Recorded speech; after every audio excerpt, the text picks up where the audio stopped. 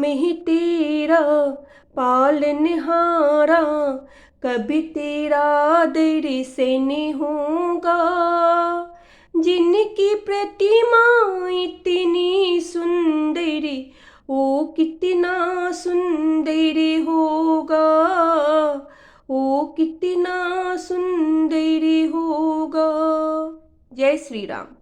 13वां सर्ग। राजा का वशिष्ठ जी से यज्ञ की तैयारी के लिए अनुरोध। वशिष्ठ जी द्वारा इसके लिए सेवकों की नियुक्ति और सुमंत्र को राजाओं को बुलाने के लिए आदेश। समागत राजाओं का सत्कार तथा पत्नियों सहित राजा दशरथ का यज्ञ की दीक्षा लेना। वर्तमान बसंत ऋतु के बीतने पर जब पुनः दूसरा बसंत आया, तब तक 1 वर्ष का समय पूरा हो गया। उस समय शक्तिशाली राजा दशरथ संतान के लिए अश्वमेध यज्ञ की दीक्षा लेने के निमित्त वशिष्ठ जी के समीप गए। वशिष्ठ जी को प्रणाम करके राजा ने न्यायतः उनका पूजन किया और पुत्र प्राप्ति का उद्देश्य लेकर उन द्विज श्रेष्ठ मुनि से यह विनय युक्त बात कही। ब्राह्मण मुनि प्रवर, आप शास्त्रीय विधि के अनुसार मेरा यज्ञ करावें और यज्ञ के अंगभूत अश्व संचारण आदि में ब्रह्म राक्षस आदि जिस तरह विघ्न न डाल सके वैसा उपाय कीजिए। आपका मुझ पर विशेष स्नेह है। आप मेरे सुहृद अकारण हितैषी गुरु और परम महान है। यह जो यज्ञ का भार उपस्थित हुआ है उसको आप ही वहन कर सकते हैं। तब बहुत अच्छा कहकर विप्रवर वशिष्ठ मुनि राजा से इस प्रकार बोले, नरेश्वर, तुमने जिसके लिए यह प्रार्थना की है वह सब मैं करूँगा। तदंतर वशिष्ठ जी ने यज्ञ संबंधित कर्मों में निपुण तथा यज्ञ विषयक शिल्प कर्म में कुशल परम धर्मात्मा बूढ़े ब्राह्मणों यज्ञ कर्म समाप्त होने तक उसमें सेवा करने वाले सेवकों, शिल्पकारों, बढ़इयों, भूमि खोदने वालों, ज्योतिषियों, कारीगरों, नटों, नर्तकों, विशिष्ट शास्त्रवेत्ताओं तथा बहुश्रुत पुरुषों को बुलाकर उनसे कहा, तुम लोग महाराज की आज्ञा से यज्ञ कर्म के लिए आवश्यक प्रबंध करो। शीघ्र ही कई हजार ईंटें लाई जाए। राजाओं के ठहरने के लिए उनके योग्य अन्न पान आदि अनेक उपकरणों से युक्त बहुत से महल बनाए जाए। ब्राह्मणों के रहने के लिए भी सैकड़ों सुंदर घर बनाए जाने चाहिए। वे सभी गृह बहुत से भोजनीय अन्न पान आदि उपकरणों से युक्त तथा आंधी पानी आदि के निवारण में समर्थ हो। इसी तरह पूर्ववासियों के लिए भी विस्तृत मकान बनने चाहिए। दूर से आए हुए भूपालों के लिए पृथक पृथक महल बनाए जाए। घोड़े और हाथियों के लिए भी शालाएं बनाई जाएं। साधारण लोगों के सोने के लिए भी घरों की व्यवस्था हो। विदेशी सैनिकों के लिए भी बड़ी बड़ी छावनियां बननी चाहिए। जो घर बनाए जाए उसमें खाने पीने की प्रचुर सामग्री संचित रहे। उनमें सभी मनोवांछित पदार्थ सुलभ हो तथा नगरवासियों को भी बहुत सुंदर अन्न भोजन के लिए देना चाहिए। वह भी विधिवत सत्कार पूर्वक दिया जाए, अवहेलना करके नहीं।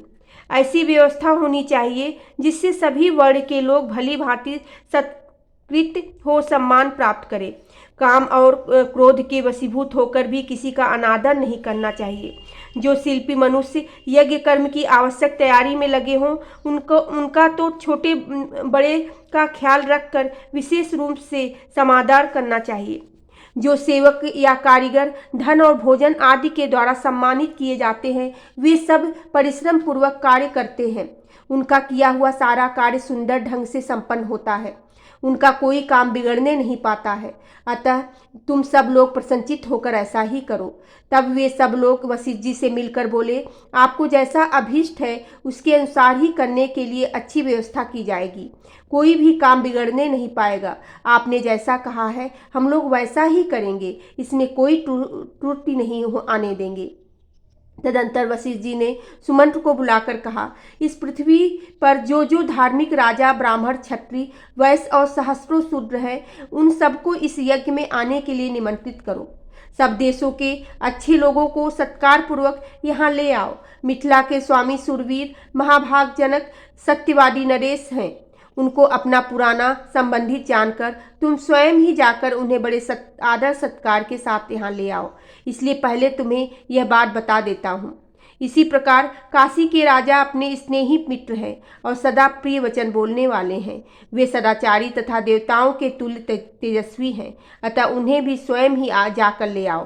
केकई देश के बूढ़े राजा बड़े धर्मात्मा हैं। वे राज सिंह महाराज दशरथ के ससुर हैं, अतः उन्हें भी पुत्र सहित यहाँ ले आओ। अंग देश के स्वामी महाधनुर्धर राजा रोमपाद हमारे महाराज के मित्र हैं, अतः उन्हें पुत्र सहित यहाँ सत्कार पूर्वक ले आओ। कौशल राज भानुमान को भी सत्कार पूर्वक ले आओ। मगध देश के राजा प्राप्तिक को, जो सूरवीर सर्वशास्त्र विशारद परम उदार और पुरुषों में श्रेष्ठ हैं, स्वयं जाकर सत्कार पूर्वक बुला ले आओ। महाराज की आज्ञा लेकर तुम पूर्व देश के श्रेष्ठ नरेशों को, तुम सिंधु सौवीर एवं सौराष्ट्र देश के भूपालों को यहाँ आने के लिए निमंत्रण दो। दक्षिण भारत के समस्त नरेशों को भी आमंत्रित करो। इस भूतल पर और भी जो जो नरेश महाराज के प्रति स्नेह रखते हैं, उन सबको सेवकों और सगे संबंधियों सहित यथासंभव शीघ्र बुला लाओ। महाराज की आज्ञा से बड़भागी दूतों द्वारा इन सबके पास बुलावा भेज दो। वशिष्ठ का यह वचन सुनकर सुमंत ने तुरंत ही अच्छे पुरुषों को राजाओं की बुलाहट के लिए जाने का आदेश दे दिया।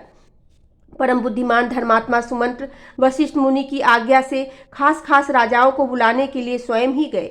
यज्ञ कर्म की व्यवस्था के लिए जो सेवक नियुक्त किए गए थे, उन सब ने आकर उस समय तक यज्ञ संबंधी जो जो कार्य संपन्न हो गया था, उस सब की सूचना महर्षि वशिष्ठ को दी।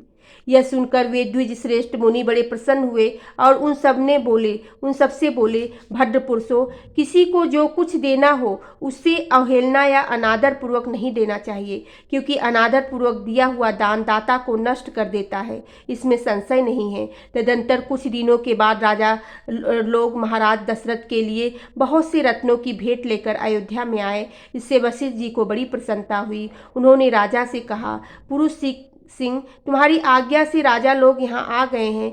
नृपश्रेष्ठ, मैंने भी यथायोग्य उन सबका सत्कार किया है। हमारे कार्यकर्ताओं ने पूर्णतः सावधान रहकर यज्ञ के लिए सारी तैयारी की है। अब तुम ही भी यज्ञ करने के लिए यज्ञ मंडप के समीप चलो। राजेंद्र, यज्ञ मंडप में सब और सभी वांछनीय वस्तुएं एकत्र कर दी गई है। आप स्वयं चलकर देखें, यह मंडप इतना शीघ्र तैयार किया गया है मानो मन के संकल्प से ही बन गया हो। मुनिवर वशिष्ठ तथा ऋषिशृंग दोनों के आदेश से शुभ नक्षत्र वाले दिन को राजा दशरथ यज्ञ के लिए राजभवन से निकले। तत्पश्चात वशिष्ठ आदि सभी श्रेष्ठ द्विजों ने यज्ञ मंडप में जाकर ऋषिशृंग को आगे करके शास्त्रोक्त विधि के अनुसार यज्ञ कर्म का आरंभ किया। पत्नियों सहित श्रीमान अवध नरेश ने यज्ञ की दीक्षा ली। बोलो सियावर रामचंद्र की जय, पवन सुत हनुमान की जय।